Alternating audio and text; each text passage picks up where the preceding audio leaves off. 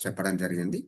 So, thank you so much. Next వచ్చేసి అసలు రక్షణ కవచం ఎందుకు వేసుకోవాలి అనేది అనే విషయాన్ని మనకిప్పుడు ప్రత్యూష మేడం గారు వివరిస్తారు.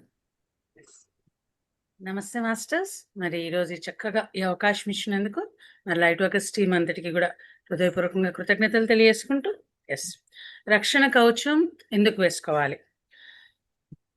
నీరు పళ్ళ మెరుగు అంటారు కదండి. అంటే ఒక ఉన్నత అంటే హైట్ ఉందనుకోండి, హైట్ నుంచి ఆటోమేటిక్‌గా ఆ నీరేమవుతుంది కిందికి వెళ్ళిపోతుంది.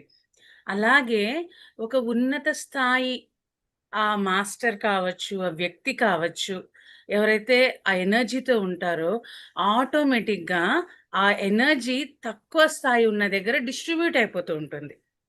ఇప్పుడు మనము ఒక హాస్పిటల్‌కి పోయేస్తాం. హాస్పిటల్ పోయేసినప్పుడు అక్కడ రకరకాలుగా మరి ఆ పరిస్థితులు ఉంటాయన్నమాట. మనకు తెలియకోకుండానే మన ఎనర్జీస్ ఫ్లో అయిపోవడం జరుగుతుంటుంది. అక్కడ వాళ్ళకి ప్రశాంతంగా ఉంటుంది.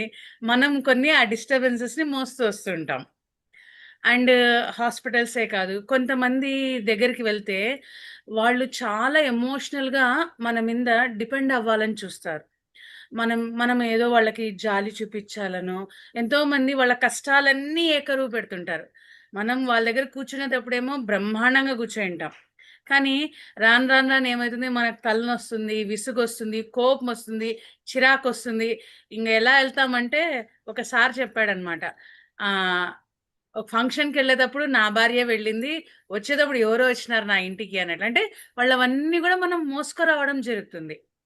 సో, ఇవన్నీ అవాయిడ్ చేసుకోవడానికి, అంటే ఇలాంటి పరిస్థితుల నుంచి మనల్ని మనం చక్కగా సంరక్షించుకోవడానికి మనము ఇలాంటి రక్షణ కవచాలని ఏర్పాటు చేసుకోవాలి.